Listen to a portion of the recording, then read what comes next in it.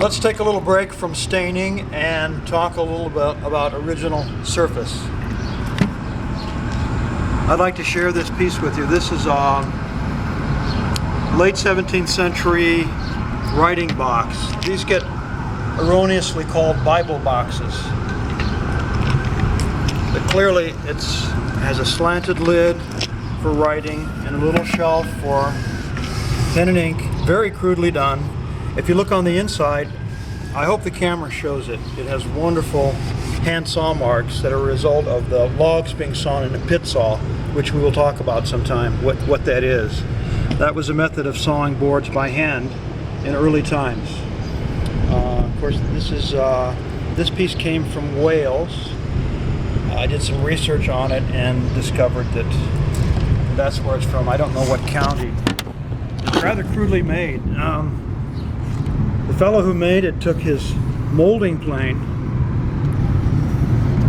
and he ran it across, and then he went on the end grain and ran it right through. Very done with a kind of frankness and a little bit of an unorthodox technique where it actually crosses over. And if you look at this corner, he allowed this piece to dominate over this one, but there is a little trace down here of where this runs through from having gone across the grain. Probably he cut this one first and then went in along the grain. And up here you get the same effect, a little bit more run over. That's typical of pieces that you see from certain parts of Wales. Another interesting detail is what's called the notching at the corners, which was a decorative technique used on the corners of boxes that were not dovetailed, that were simply nailed together. There's a myth among antique dealers that if it isn't dovetailed, then it's not old. That's ridiculous. There were many forms of construction used on furniture. Dovetailing is but one of them. And you can see the hand-forged nails. There's one sticking out. You come over to this side, you can see the perishing of the nails. That means where the nail has rusted and discolored the wood. It's a very difficult thing to reproduce. It can be imitated, but this is the real McCoy. There's a couple missing nails here. The bottom is just frankly nailed on. You can see the shrinkage, and once again, those wonderful pit saw marks, but with the dirt and oxidation and scratches that you're going to expect to see on the bottom of a piece like this. This is a typical lock from the period. Very simple one. Rose head nails. I think I have these. They fell out. The butterfly hinges are wonderful. This one was part of it was gone, and we replaced it. And also, I don't know how well it shows up in the camera. It probably shows more than I'm aware, but there was a piece missing here, and I replaced it. Instead of just cutting the wood off straight and gluing a new piece on, I coped the new piece of wood up to the existing break so that no original wood was removed. And I used 250 years old oak to do that. Let me hold it up so that you can... I put a little bit of staining and some ink spots and so on to camouflage it, although I wasn't trying to fool anyone. Here you can see this wonderful Georgian and earlier ink stains from people using it as a writing desk. And some little nails that go through to hold the support on the inside. There was no consideration for the kind of finesse that you would see on an 18th century piece where everything was exposed. It's very frank construction. Nails, and if you get the camera at the right angle and hold it obliquely, I'm hoping that you can see the wonderful hand plane marks that are still visible. Now if we come around to the end, you can see that the guy did a similar thing, didn't go all the way around. He's going along the grain and then along the diagonal here with his molding plane.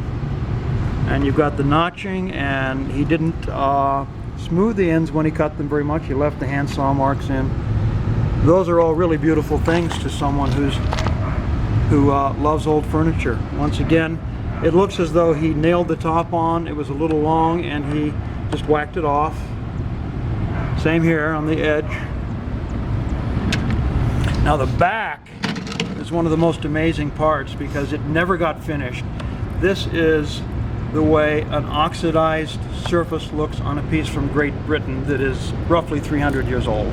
That's what you should look for, that gradation in tone from dark to light, from exposure to the atmosphere, the perishing of the nails, and often no finish ever put on the back, just left raw. That's what the atmosphere does to wood after that kind of time. And that's something that cannot be duplicated. Here's another sign that he nailed the top on, and it was large. It overhung, and then he cut it off after having nailed it because the saw marks are visible not only on the bottom but on the back, which is really pretty cool. Maybe he made it for his fiance or girlfriend or wife, and it was a pretty wonderful thing to her in spite of all its apparent crudity. Initials ID 1688, all original, 17th century Welsh writing box. Let's talk a minute about the finish. This is the original old surface. Now, probably when it was made, the cabinet maker would have put several coats of linseed oil on it and then waxed it, and then people throughout the ages would have kept up the waxing process. And that's a very different surface. Americans are not used to oak that looks this way, that has been cared for. It can be very shiny sometimes because of all the waxing, which is a little foreign to us, but that's how it should look. See if the camera can show the beautiful color of the wood. It's kind of a chestnut brown oak. The English oak is finer textured than the American oak. It almost looks like walnut sometimes. Great little piece.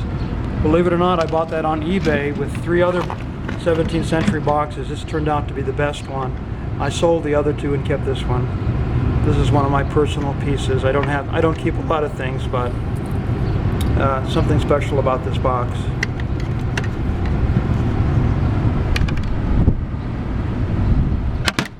This sort of thing normally don't do anything about it, because if you tried to repair it, you probably would make it look even more obvious. And we maintain this with wax, with a brown tinted wax. Apply the wax, buff it off. Beautiful little piece. 1688.